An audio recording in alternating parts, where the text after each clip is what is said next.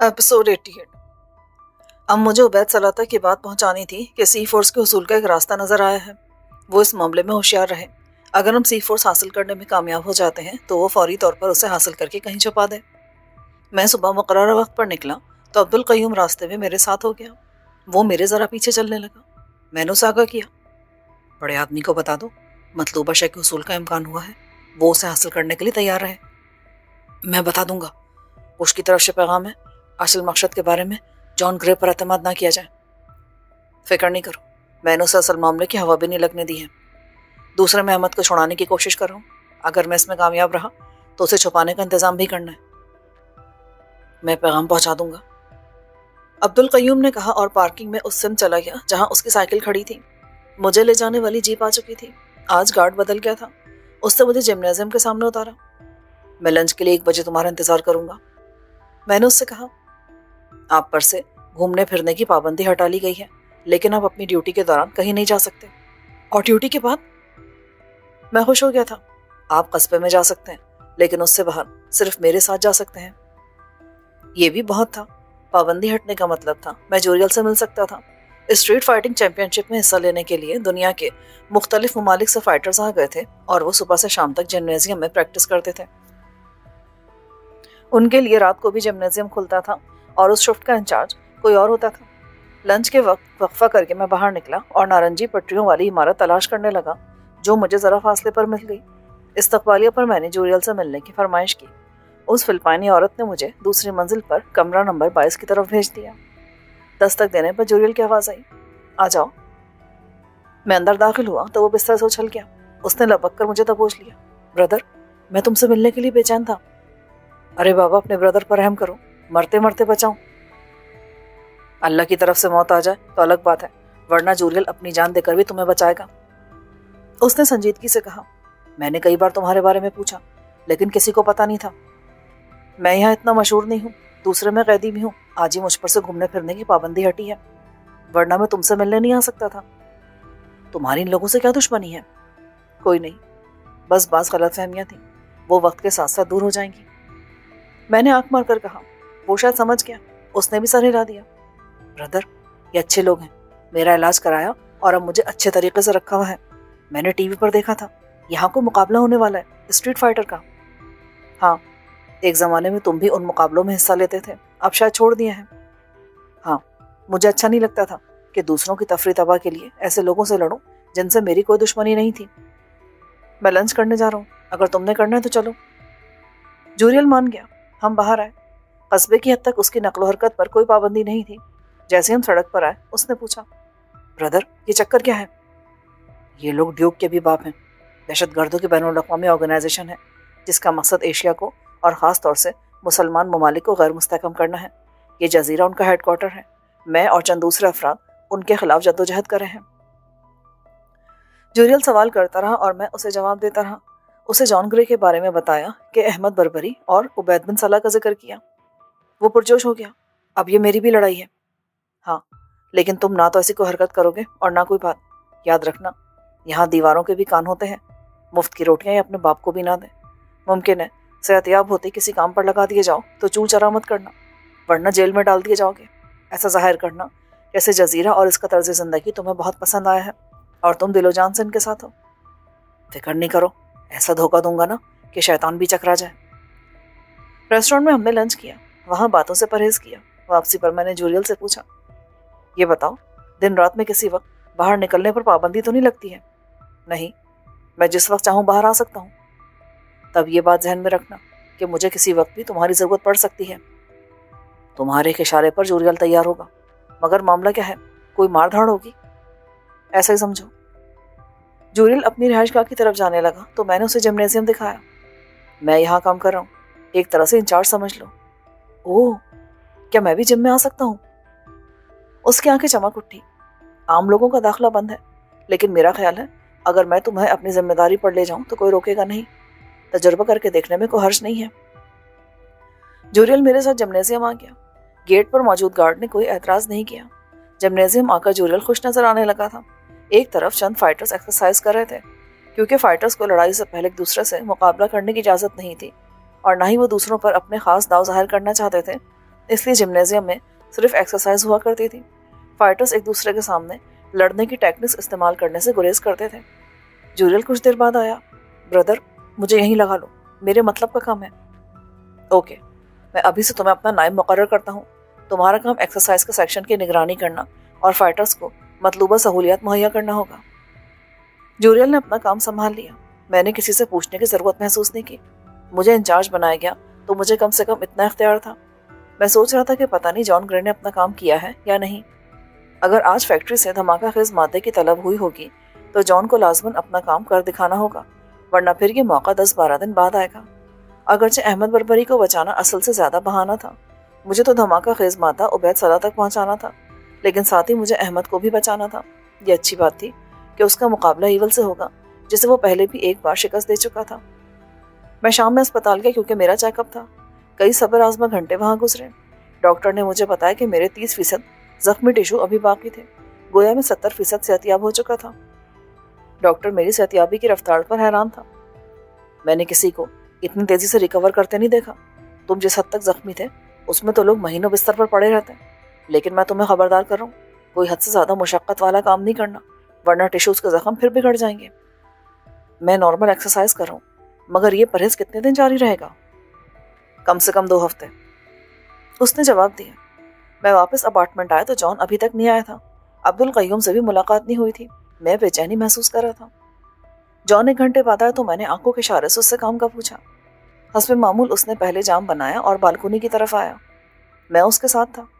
इस बार मैंने अपने लफ्ज़ों में पूछा, क्या हुआ जॉन? ऑर्डर आ गया है, लेकिन एडम आज सारा दिन अपने दफ्तर से नहीं निकला। मेरा ख्याल है वो रात के वक्त जाएगा। मेरा भी यही ख्याल है। मैंने आला उसकी गाड़ी से लगा दिया है, और अगर उसने कोई दूसरी गाड़ी इस्तेमाल की तो होने को तो ये भी हो सकता है कि वो पैदल चला जाए। जॉन बेजारी से बोला, कितना मादा तलब किया है? 1 कंटेनर। 1 कंटेनर में कितनी मिकदार होती है? 8 किलो। अगर वो रात को लाएगा तो क्या रात को ही फैक्ट्री भिजवा देगा? नहीं, सारी कार्रवाई दफ्तरी औकात में होती है। उसका इस जगह इंदिराज किया जाएगा। क्या बात है यूसुफ, तुम इस बारे में कुछ ज़्यादा ही पुरजोश नहीं हो रहे हो?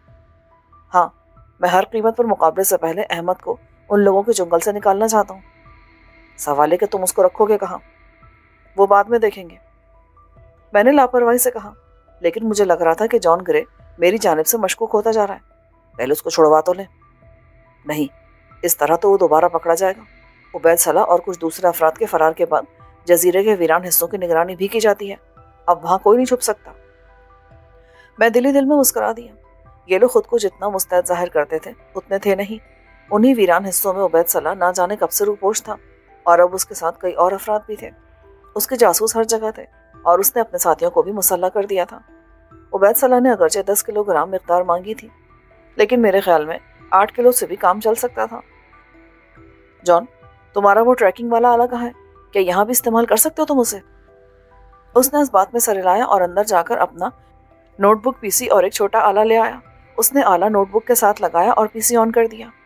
इसमें खास सॉफ्टवेयर है जिसकी मदद से यह आला मुझे बताएगा कि सिग्नल देने वाली डिवाइस कहाँ है। उसने कीबोर्ड पर काम किया। चंद लम्हे बाद स्क्रीन पर एक नक्शा उभर आया। ये जजीरे का मुकम्मल नक्शा था। एक बटन दबाते नक्शे पर एक जगह सुर्ख रंग का नन्हा सा नुक्ता जलने बुझने लगा। ये है जहाँ एडम की कार खड़ी है। तुमने पीसी अभी ऑन किया है। अगर इस दौरान उसने कोई हरकत की हो तो वो भी इस आले में रिकॉर्ड हो जाती है। ये देखो, मैं साबका रिकॉर्ड चेक करता हूँ। उसने उंगलियां चलाई। स्क्रीन पर एक नया खाना नमूदार हुआ। एक तरफ वक्त आ रहा था। फिर उसने कुछ किया तो वक्त की रफ्तार तेज हो गई और चंद मिनट में हमने गुज़िश्ता 1 घंटे का रिकॉर्ड चेक कर लिया। नुक्ता उसी जगह रहा, यानी पिछले 1 घंटे में मेजर एडम ने कम से कम जीप इस्तेमाल नहीं की थी। वो भी दफ्तर में है। जॉन बोला, ये जगह पार्किंग है। हम मजीद 1 घंटे तक कंप्यूटर स्क्रीन पर नजरें जमाए बैठे रहे, मगर नुक्ते ने हरकत नहीं की। अगर ये इस दौरान किसी और जरिए से जाकर सी फोर्स ले आया तो इस सिलसिले में हम मजबूर हैं। लेकिन मैं मजबूर नहीं हूँ। इस सूरत में मैं रास्त इक़दाम करूंगा। प्लीज कोई जज्बाती कदम मत उठाना, जॉन ने आहिस्ता से कहा। उसी लम्हे मैंने महसूस किया कि स्क्रीन पर जलता बुझता नुक्ता हरकत कर रहा है। मैंने जॉन की तवज्जो उस तरफ दिलाई तो उसने स्क्रीन को बड़ा किया। अब नुक्ता वाज़ेह हो रहा था। उसकी हरकत वाज़ेह तौर पर महसूस की जा सकती थी। यह कस्बे से बाहर जा रहा है, जॉन बोला। उसने स्क्रीन को मजीद नुमाया किया। نقطہ ایک سڑک پر حرکت کر رہا تھا. اس نے وہ سڑک پکڑی جو بندرگاہ کی طرف آتی تھی اور یہیں ایگزیکٹو لاجز میں اس کی رہائش تھی. یہ تو اپنی رہائش کی طرف آ رہا ہے. برخوردار اتنی اجلت مت کرو، میں نے کہا نا شاید یہ رات کو اپنا کام کرے. نقطہ آدھے گھنٹے میں لاجز کی پارکنگ میں تھا. جان نے پی سی بند کر کے ڈیوائس نکال لی. میرا خیال ہے شاید وہ پہلے میرے پاس آئے گا. جان کا اندازہ درست نکلا. انڈین ملازمہ نے میجر ایڈم کے آنے کی اطلاع دی. میں اپنے کمرے میں چلا گیا. ایڈم کھانے کے لیے وہیں رکا تھا. اس کے بعد مینوشی کی محفل سجائی گئی، مگر میں نے محسوس کیا کہ ایڈم بہت احتیاط سے پی رہا تھا، یعنی اتنی لے رہا تھا کہ نشے میں نہ آئے. اس کے برخلاف جان کھل کر پی رہا تھا. ایک بار جان اس کے لیے انڈیلنے لگا تو ایڈم نے روک دیا. نہیں، میں اتنی نہیں پیوں گا، ابھی مجھے کام کرنا ہے. کیا کام کرنا ہے؟ جان نے سرسری لہجے میں پوچھا. بس ایک کام ہے، وہ بیزاری سے بولا. کچھ دیر کے بعد ایڈم چلا گیا. میں اور جان فوراً اپنے سیٹنگ ایریا یعنی بالکونی کی طرف آئے. جان نے پھرتی سے پی سی سے وہ ڈیوائس لگا کر اسے آن کر دیا. جان، یہ اچھا موقع ہے، ہمیں اس کا تعاقب کرنا چاہیے. نہیں، اس صورت میں شک ہم پر ہی کیا جائے گا کیونکہ ہماری روانگی ریکارڈ پر ہوگی. خدا کرے وہ دھماکہ خیز مواد یہاں لے آئے. میں نے پی سی کو غور سے دیکھتے ہوئے کہا. میں نے بتایا تھا یہ ممکن نہیں ہے. ہاں، یہ ممکن ہے کہ وہ دفتر لے جائے، وہاں سے صبح فیکٹری والے لے جائیں گے. پارکنگ سے ایڈم کی جیپ حرکت میں آ گئی تھی. اس کا رخ قصبے کی طرف تھا، مگر اس نے جیپ قصبے میں نہیں روکی. وہ ساحل کی طرف جا رہا تھا. جان نے نقشے کو ممکنہ حد تک واضح کر لیا تھا. ایک مقام پر نقطہ رک گیا. اس طرف ساحلی کاٹیجز ہیں. میرا خیال ہے یہ 12 نمبر کاٹیج کے سامنے ہے. کس کے کاٹیجز ہیں یہ؟ کسی کے بھی نہیں. جزیرے پر موجود ہر شے کی طرح یہ بھی آرگنائزیشن کی ملکیت ہے. میجر ایڈم سی فورس اس کاٹیج میں چھپاتا ہے. کیا یہ بات کسی اور کے علم میں نہیں ہوگی؟ ممکن ہے ہو، لیکن مجھے نہیں پتا. میرے لیے اپنا ہیجان چھپانا مشکل ہو رہا تھا. اگر یہ کاٹیج ہی تھا تو عبید صلاح یا اس کے ساتھی خود یہاں سے دھماکہ خیز مادہ حاصل کر سکتے تھے. تقریباً 15 منٹ بعد نقطہ دوبارہ حرکت میں آیا. اس کا رخ قصبے کی طرف تھا. قصبے میں نقطہ میجر ایڈم کے دفتر کے سامنے رکا. گویا وہ سی فورس وہاں رکھ رہا تھا، لیکن وہاں سے اسے حاصل کرنا بے حد دشوار ہوتا کیونکہ اس کے دفتر میں حفاظتی انتظامات سخت ہوتے. 2 گھنٹے بعد میجر ایڈم واپس لاجز آ چکا تھا. میں نے جان کی طرف دیکھا. ان کاٹیجز میں کسی قسم کے حفاظتی انتظامات ہیں؟ خاص نہیں، بس عام سے تالے لگے ہیں. ممکن ہے دھماکہ خیز مادہ رکھنے کی وجہ سے ایڈم نے خاص حفاظتی نظام لگایا ہو جو کسی بھی مداخلت کی صورت میں اسے خبردار کر سکتا ہے. اور یہ بھی تو ہو سکتا ہے کہ لوگوں کو شک سے دور رکھنے کے لیے ایڈم نے کوئی حفاظتی انتظام ہی نہ کیا ہو. سب ممکن ہے. جان نے پی سی آف کر کے آلہ نکال لیا. باقی کل دیکھیں گے. میں اپنے کمرے میں چلا گیا. رات کا کھانا کھا کر میں جلدی سو گیا. ان دنوں میں آرام، خوراک اور ورزش پر خاص توجہ دے رہا تھا. مقابلوں تک میں فٹ ہو جانا چاہتا تھا، اور اگر عبید صلاح کامیاب ہو جاتا تو اس جزیرے سے فرار ہونا تھا. اس مارا ماری میں میرا فٹ ہونا نہایت ضروری تھا. ہر 2 صورت میں میری کوشش تھی کہ میری صحت جلد از جلد بحال ہو جائے. صبح میں جلدی اٹھا تھا. مجھے عبدالقیوم سے مل کر مطلوبہ معلومات اسے دینی تھی، اس لیے مقررہ وقت سے ذرا پہلے میں باہر نکل آیا. مگر پارکنگ تک جاتے ہوئے مجھے کہیں بھی عبدالقیوم نظر نہیں آیا. مجھے فکر ہونے لگی اگر وہ نہیں ملتا تو میں عبید صلاح تک مطلوبہ معلومات کیسے پہنچا سکتا تھا. پارکنگ میں 5 منٹ انتظار کرنے کے بعد میں واپس اوپر آیا. 6ٹھے فلور پر عبدالقیوم جس فلیٹ میں تھا وہ میں دیکھ چکا تھا. میں نے دھڑکتے دل کے ساتھ اس کی بیل بجائی. دروازہ عبدالقیوم نے کھولا. مجھے دیکھ کر اس کا بھی منہ کھل گیا. پارکنگ، ایمرجنسی، میں نے بہت دھیمی آواز میں کہا اور فوراً وہاں سے چل دیا. مجھے امید تھی کہ وہ ضرور آئے گا، اور ایسا ہی ہوا. 10 منٹ بعد عبدالقیوم پارکنگ کی طرف آتا نظر آیا. میں اس کی طرف بڑھا. کیا بات ہے برادر؟ میں بڑا مشکل سے آیا ہوں. ایمرجنسی میں عبید بن صلاح تک پیغام پہنچانا ہے، میں نے کہا اور اسے پیغام دیا تو اس کے لیے اپنے جوش پر قابو پانا دشوار ہو گیا. برادر، یہ تم نے کام کیا نا، میں اس کو فوراً یہ پیغام پہنچاتا ہوں. عبدالقیوم اپنی سائیکل پر بیٹھ کر رخصت ہو گیا اور میں اس طرف بڑھ گیا جہاں مجھے لے جانے والی گاڑی آتی تھی. گارڈ موجود تھا اور انتظار کرنے پر خاصا بیزار نظر آ رہا تھا. میرے بیٹھتے اس نے جیپ چلا دی.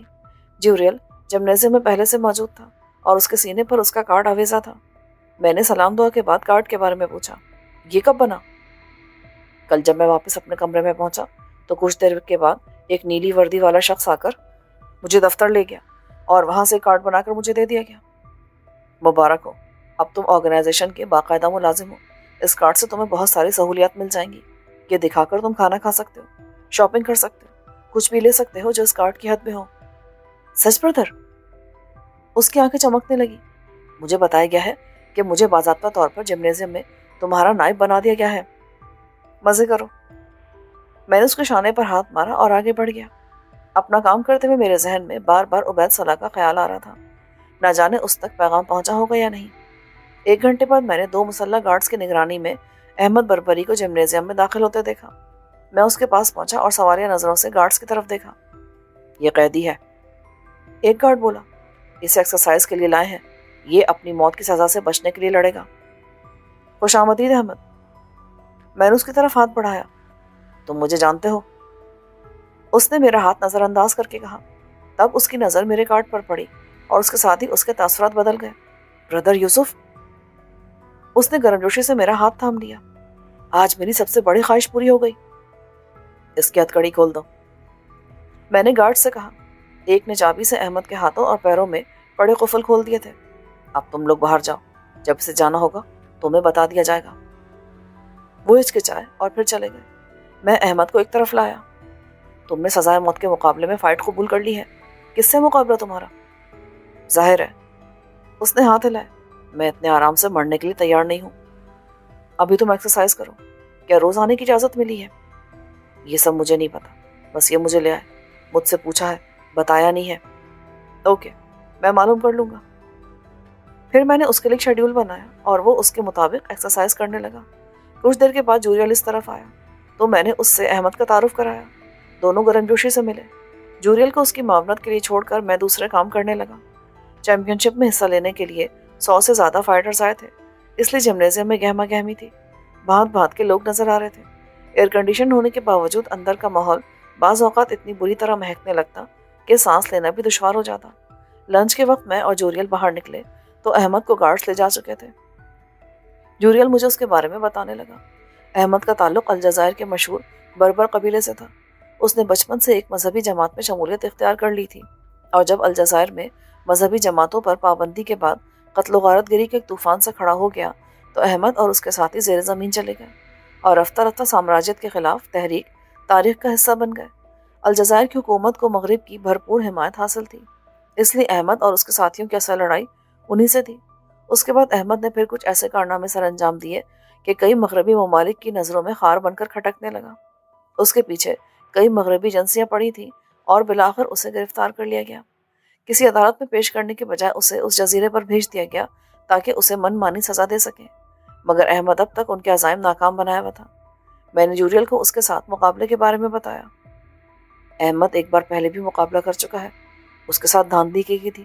اس سے لڑنے والے امریکن ریسلر کو لوہے کی نوکدار سلاخ دی گئی جس سے اس نے احمد کو زخمی بھی کر دیا تھا۔ اس کے باوجود اس نے ایول سے سلاخ چھین کر اسے مار دینا، لیکن ان لوگوں نے مداخلت کر کے ایول کو بچا لیا۔ ایول؟ یہ نام تو جانا پہچانا لگ رہا ہے، کہیں یہ امریکہ کے مشہور ریسلر خاندان سے تو نہیں ہے؟ جوریل نے کہا۔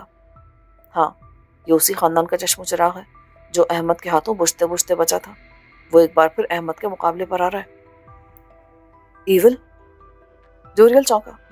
ہاں، اور وہ اسے فاتح بنانے کے لیے ہر بے ایمانی کر گزریں گے۔ کیا ہم انہیں روک نہیں سکتے؟ جوریل نے بےتابی سے پوچھا۔ مشکل ہے بھائی، اس جزیرے پر ہم ان کے قبضے میں ہیں، اپنی مرضی سے کچھ کرنا آسان نہیں ہے۔ شاید احمد کو ایک بار پھر ایول سے لڑنا ہی پڑے گا۔ چیمپئن شپ 3 دن کے بعد تھی۔ باہر سے مہمان آنے سے قصبے کی گہما گہمی اور رونقوں میں مزید اضافہ ہو گیا تھا۔ آنے والوں میں دنیا بھر کے دولت مند ترین افراد تھے۔ ان میں چپٹے ناک والے مشرق بعید کے باشندے تھے، سانولے رنگ اور موزوں نقشے والے برِ صغیر کے لوگ، عرب، وسط ایشیا کے باشندے، افریقی اور سفید فام سبھی تھے۔ ان میں ہندو، مسلمان، بدھسٹ، عیسائی اور یہودی سب شامل تھے۔ یہ سب مختلف ہونے کے باوجود ایک تھے کیونکہ ان کی اساس مشترک تھی، یعنی دولت۔ جزیرے پر ان کے لیے لگژری قسم کی سہولیات مہیا کی گئی تھیں۔ شراب، شباب، کباب اور دوسری تفریحات اعلیٰ پیمانے پر تھیں۔ میلے کے نزدیک آتے رنگ و نور و خوشبو کا ایک طوفان سا آ گیا تھا۔ نہ جانے کہاں کہاں سے بھانت بھانت کی حسینائیں چلی آئی تھیں۔ چیمپئن شپ میں عورتوں کے مقابلے بھی تھے، لیکن ان کی رہائش اور جمنیزیم کی سہولتیں الگ تھیں۔ مگر دلچسپی کی اصل چیز مردانہ چیمپئن شپ تھی، جس میں خون بہتا اور لوگ مرتے، زندہ بچنے والے فاتح قرار پاتے، لوگ ہزاروں لاکھوں خرچ کر کے انہیں ہی دیکھنے آ رہے تھے۔ مجھے لگ رہا تھا کہ عبید اور اس کے ساتھی میلے کی رونق سے فائدہ اٹھانے کی کوشش کریں گے، مگر وہ کیا کریں گے، فی الحال میں اس سے بے خبر تھا۔ سی فورس دھماکہ خیز مادے کی اصل جگہ پتہ چل جانے کے بعد کام ختم ہو گیا تھا، مگر میں جان پر دباؤ ڈالتا رہا کہ وہ احمد بربری کو بچانے کے لیے کچھ کرے، اور وہ یہی کہتا رہا کہ وہ کچھ بھی کرنے سے قاصر ہے۔ شام کو عبدالقیوم مجھے پارکنگ میں انتظار کرتا نظر آیا۔ اس نے نزدیک آنے کی کوشش نہیں کی، لیکن اس کی لمبی چوڑی مسکراہٹ بتا رہی تھی کہ اسے کامیابی ہوئی ہے۔ جم میں کام کرنے کا مجھے یہ فائدہ ہوا تھا کہ میں خود بھی موقع ملنے پر ایکسرسائز کرتا رہتا تھا اور ہر دن خود کو پہلے سے بہتر محسوس کرتا تھا۔ خاص طور سے واپسی سے پہلے 1 گھنٹہ سوئمنگ کرتا تھا، اس سے میرا اسٹیمنا پہلے سے بہت بہتر ہوا تھا۔ میرے احساسات کہہ رہے تھے کہ فیصلہ کن مارکا قریب ہے۔ واقعات سمٹ کر ایک واضح صورت اختیار کر رہے تھے۔ دوسرے دن عبدالقیوم مجھ سے پارکنگ میں ملا۔ بڑے کی طرف سے پیغام ہے، آخری مشن ہمیں انجام دینا ہے۔ میں چونکا، کیا مطلب؟ ہمیں ری ایکٹر کو سمندری پانی مہیا کرنے والی سرنگ کے اندر جا کر بم لگانا ہے، اس نے واضح الفاظ میں کہا۔ لیکن وہ سرنگ کہاں ہے اور ہم یہ کام کیسے کریں گے؟ اس کی تفصیل میں تمہیں کل بتاؤں گا، لیکن تم یہ بتاؤ، تیراکی جانتے ہو؟ بہت اچھی طرح، غوطہ بھی لگا سکتا ہوں۔ میں نے آکسیجن اور لباس کا بندوبست کر لیا ہے، اور شاید ہمیں کام رات کو کرنا پڑے، مگر ابھی بیپ نہیں ملا ہے، وہ پلان کے ساتھ ملے گا۔ میرے جسم میں سنسنی سی دوڑ گئی۔ مجھے اندازہ نہیں تھا کہ عبید صلاح اتنا اہم کام میرے ذمے لگا دے گا۔ یہ کام آسان نہیں تھا، اس میں زندہ سلامت واپسی کا امکان بہت کم تھا، لیکن عبید صلاح نے مجھ پر اعتماد کیا تھا، اور میں خود بھی اس کام سے انکار کرنے کا تصور بھی نہیں کر سکتا تھا۔ اس کے باوجود میرے احساسات عجیب سو رہے تھے۔ خاصے عرصے بعد مجھے کاجل کا خیال آنے لگا۔ وہ شاید لندن جا چکی تھی اور وہاں میرا انتظار کر رہی تھی، اور میں یہاں پر ایک ایسے مشن پر جانے والا تھا جس سے زندہ واپسی کی کوئی ضمانت نہیں تھی۔ عبدالقیوم مجھے غور سے دیکھ رہا تھا۔ وہ بولا، برادر، ایک بات اور کہنی تھی۔ اگر تم چاہو تو اس مشن پر جانے سے انکار کر سکتے ہو۔ برادر نے اس لیے تمہارا انتخاب کیا کہ تم سے بہتر شخص اور کوئی نیش کام کے لیے۔ نہیں، میں انکار کا سوچ بھی نہیں سکتا، اور برادر کے حکم پر میں آگ کے دریا میں بھی چھلانگ لگا سکتا ہوں۔ تو کیا میں اس کو تمہاری رضامندی سے آگاہ کر دوں؟ ہاں، اور ساتھ یہ بھی کہنا کہ مجھے ری ایکٹر کے بارے میں زیادہ سے زیادہ تفصیلات بھیجے۔ میں کہہ دوں گا، اس مشن میں میں تمہارا ساتھ دوں گا۔ میں چونکا، تمہیں تیراکی اور غوطہ خوری آتی ہے؟ برادر، ہمارا تعلق بنگلہ دیش سے ہے، وہاں بچہ بچہ تیراکی اور غوطہ خوری جانتا ہے۔ میں تو بھول ہی گیا تھا، حالانکہ کبھی ہم بھائی ساتھ ہی رہتے تھے۔ ہمارے دل اب بھی شارٹ ہیں، اس نے کہا۔ عبدالقیوم پڑھا لکھا آدمی تھا، اور وہ بھی تقدیر کے ستم کا شکار ہو کر یہاں آیا ہوگا۔ خوشی سے غلامی کون قبول کرتا ہے؟ لیکن اس سے تفصیلی گفتگو ممکن نہیں تھی۔ اس سارے دن میں اس مشن کے بارے میں سوچتا رہا۔ میں نے اب تک جو کیا تھا وہ اپنی بقا کے لیے کیا تھا۔ پہلی بار میں کوئی ایسا کام کرنے جا رہا تھا جس میں سوچ سمجھ کر اور باقاعدگی ہوش و حواس میں جان داؤ پر لگانا تھی۔ اگلے روز سے چیمپئن شپ شروع ہو رہی تھی۔ مجھے نہیں معلوم تھا کہ احمد کا ایول سے مقابلہ کب ہوگا۔ میں نے اس معاملے کو تقدیر پر چھوڑ دیا تھا۔ جوریل نے تاڑ لیا تھا کہ میں کسی الجھن میں ہوں۔ اس نے کہا، برادر، مجھے بتاؤ کیا بات ہے۔ اس وقت ہم لنچ کے لیے جا رہے تھے۔ اس قسم کی ساری باتیں ہم راستے میں کرتے تھے۔ میں نے جواب دیا، مجھے احمد کی فکر ہے، نہ جانے ایول اور اس کے ساتھی احمد کے خلاف کون سا حربہ استعمال کریں گے۔ برادر، تم کہو تو میں ایول کو اس قابل ہی نہ رہنے دوں کہ وہ احمد سے مقابلہ کر سکے۔ میں کسی بہانے اس سے لڑ جاؤں گا۔ نہیں، اس سے فرق نہیں پڑے گا۔ اگر احمد کا مقابلہ ایول سے نہیں ہوا تو کسی اور سے ہو جائے گا، ممکن ہے الیکٹرک سے ہو جائے، وہ بہت خطرناک آدمی ہے۔ اس نے سر ہلایا۔ ڈیوک اس کا بہت بڑا فین ہے، اس کی شکست پر تل ملا کر اس نے تم سے انتقام لینے کے لیے مجھ سے مقابلہ کرایا تھا۔ وہ تو خوش قسمتی سے مجھے پتہ چل گیا کہ تم مسلمان ہو، ورنہ ہم میں سے ایک دوسرے کے ہاتھوں ضرور مارا جاتا۔ اگر مجھے بعد میں پتہ چلتا نا تو شاید میں خود کو ختم کر لیتا۔ میں الجھتا رہا اور سوچتا رہا، لیکن احمد کو بچانے کی کوئی تدبیر سمجھ میں نہیں آ رہی تھی۔ شام کو میں آف ہو کر دھڑکتے دل کے ساتھ لاجز کی طرف روانہ ہوا تھا۔ گارڈ مجھے پارکنگ ایریا میں اتار کر واپس چلا گیا۔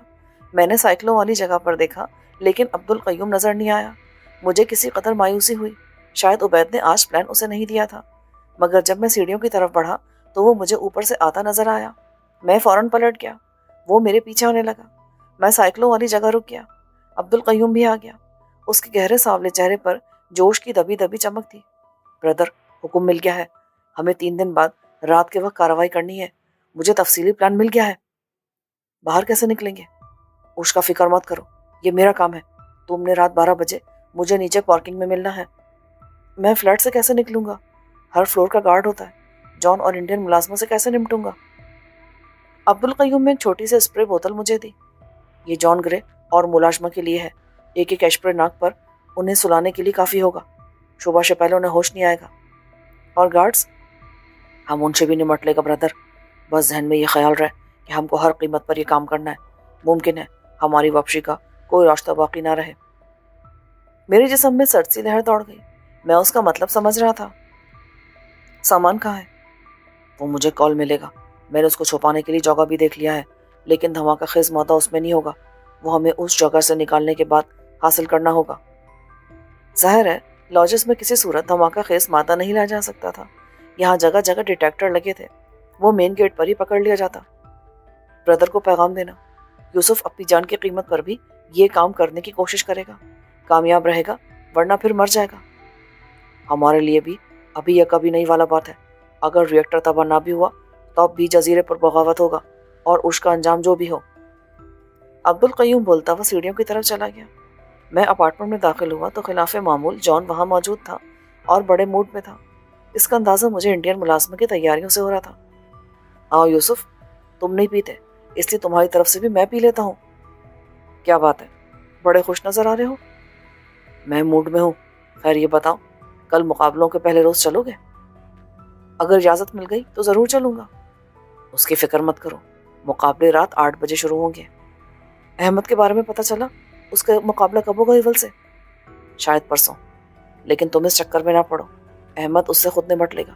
چیمپئن شپ ہونے کی وجہ سے اس کے خلاف کوئی دھاندلی نہیں ہوگی۔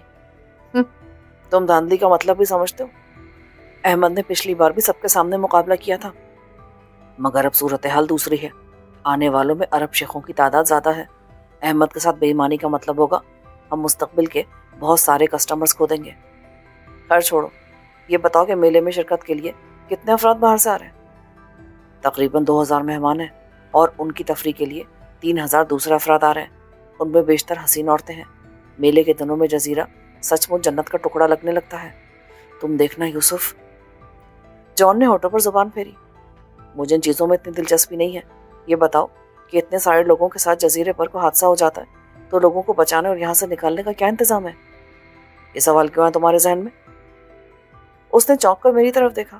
بس ایسے ہی، دنیا کے اتنے اہم لوگ آ رہے ہیں، ان کی سیکیورٹی اور کسی حادثاتی صورتحال میں حفاظت کا کچھ نہ کچھ انتظام تو کیا جاتا ہوگا۔